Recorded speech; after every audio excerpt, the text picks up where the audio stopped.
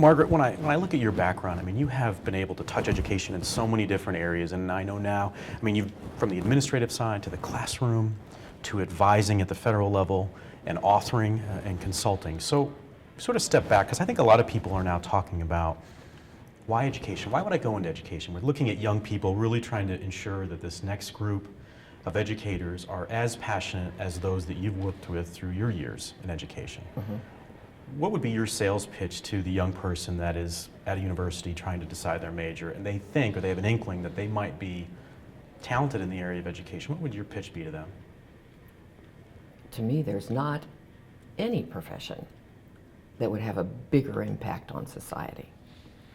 And every year to see all the faces you have in front of you and say, I can make a difference, it's probably one of the most rewarding things you can do. The challenges are there every day. There is not one day that gets boring. And when kids come back and say, you remember when we did this? There's not a better feeling in the world. Margaret, one of the hot topics in education right now is around how do we get the next crop of teachers? How do we sort of embolden this group of young people to say, I want to be in education, whether it's as an administrator or a teacher, but somehow get into the field of education. You have done so much in your career to be able to touch the lives of students and those in the career of teaching and administration. What would be your sales pitch to those that are thinking about a career in education? I would say, if you want an exciting, challenging, rewarding career, and you really like kids, you need to do this. Because there's not a day that goes by that there's not something that is funny that happens and something that you go, I want to do this. And I mean, it's just a constantly evolving. And I've been in education lots of years, and even though I've been doing it for over 50 years, I still don't even think I've scratched the surface. You just continually learn if you have that kind of a mindset.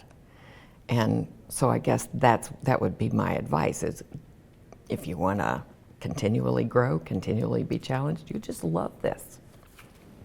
Margaret, I think one of the things that we miss out on is really sharing professionals like yourselves, the history of what you've done, how you've sort of navigated the professional path or the career path in education. You've done so many interesting things that we want to talk about today.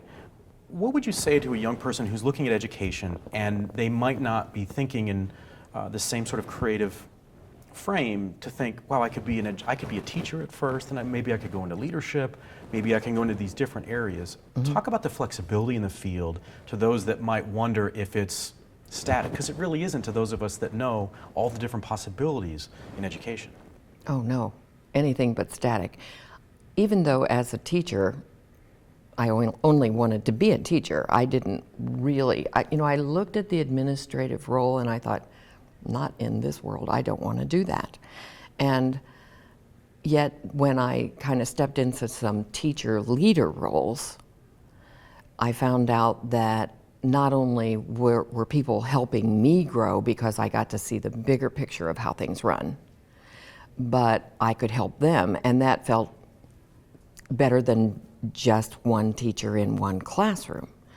And then someone offered me a job to go into a think tank, and then I was with amazing people writing manuals for teachers of how do you do what we called then individually guided education, which became differentiation after a while. And went back into the classroom, and I was so much better than I had been. And then, just life things happened. My husband was transferred to another city, and someone called me and said, we have this principalship open. I'm going, no. And they go, you will just love it because it's a smaller school in a smaller system, and it's not like a big city where the principals don't have as much impact on what happens day in and day out. And so my husband said, try it. If you don't like it after one bad year, you're off. You can just quit. And I loved it, never thinking I would. And through the years, people had encouraged me to write the book. They kept saying, "Where's the book? Where's the book?" I go, there is not a chance I could ever write a book. But then when I started doing training and I found out I couldn't find the resources I needed, and I thought if I could just put some articles in people's hands, and I thought, okay, I'll just write it. And well, all of a sudden you're an author. Yeah. I mean, you just look at what is needed and you jump in there and you get do to it. it, yeah. Tell me about that. So because of that, I would think that people in education look to you for some guidance, some mentorship, and I want to talk about Teacher Teamwork, the latest book. But what are some of the questions you get from people in the field? I mean, what is important to them? I mean, I think the people that are out there in social media talking about it, there are those set of topics or hot topics, but I think there are also probably a subset of questions that people on the ground in the field have. What do you hear from those teachers in the classrooms, those administrators in their wing of the school campus with questions that they have? What are they looking at right now for help?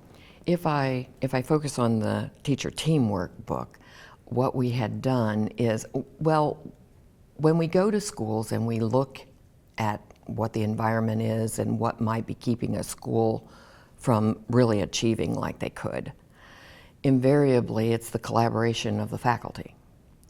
And so you have a lot of good people assembled, and yet they can't seem to pull the pieces together.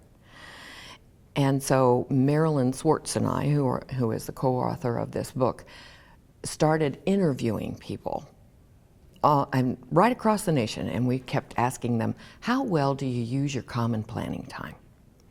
And the universal response was, I'd rather take poison than go to a meeting. I would, I just hate it. One man said, I hope I die during a faculty meeting. The transition would be so subtle. Is that a generational thing? Because I know that we've got the younger folks that are saying, look, we've been educated in group settings. Like, we understand that that's just a part of what we do. And a lot of other verticals, they're actually looking for young people that are entering in their careers to be team players, to work in groups. So is it the same in education, or is this just we don't like change? Oh, I think everybody is a little resistant to change initially. You have to make sure it's going to be worth your time and effort. And if you see that it is, then you make the change. The issue is, what seems worth the time and effort to one person doesn't necessarily seem worth it to another. And I think that might be the ticket, is so many times we jump into the how-tos before we discuss, do we really want to do this? Why would we want to do this? So you and I are put together as co-teachers in a classroom. And the first question we should ask each other is, why are we doing this? And if it's because the schedule works that way, or it's some compliance issue, guess what's not going to happen? Yeah. And if we talk about, no, the real vision here is, since there are two of us, we can help these kids grow not just a year, we can go better than that. Is this about people being able to spend time to get to know each other so Absolutely. that you have some commonality together, so that if you and I were co-teaching, we know each other's backgrounds, we know where we're good or where we need some assistance, and then we can help each other out? Are we just missing some of that socialization with teachers? Well, and it's more than just socialization, because you and I can be big buds and still not make it happen. We have to have time, and when you said time, that just went, yes. Have to have time to talk about what is the result, the product that we're going to produce together that we couldn't do alone. And once you have that vision, there's no stopping you. I mean, all of a sudden, instead of me being your sidekick, I become your true partner. When you do something that annoys me, That wouldn't happen. No, I'm sure it wouldn't. But just let's If say. it happens, right. Then, if it's standing in the way of what we're going to achieve together, I could say, when you do this, it makes it really hard for me. So we have a tendency, instead of going outside and I talk about you behind your back, to go to each other and say, this isn't working for the kids. it isn't. Margaret, are you seeing then, so that made me think about PD or professional development. Do you see a shift where professional development is not isolated, where I'm taking my professional development, you're taking yours, but we're sort of in our own worlds? Are you seeing offerings that I guess would support that so that it's not so isolated, so that we can learn together, we develop a history in doing that, we can talk about what we're learning and then apply it in the classroom, whether it's co-teaching or just to have a better culture within a given school? I think that's a big issue because it used to be you send me off to an ASCD conference, a cool conference, and I come back. I can remember my teachers going, "Oh my gosh, she's been to a conference. This is going to be a whole lot of work for us." And if they couldn't understand why I was pushing them a certain way, then I got pushed back. If I could go back and take the time to say, here's what I heard, here's what it could do for us, what do you think? And then the whole group could own it first. Then all of a sudden you got all kind of buy-in and things just took off on its own. You didn't have to try to ram anything down somebody's throat, which is pretty non-productive actually.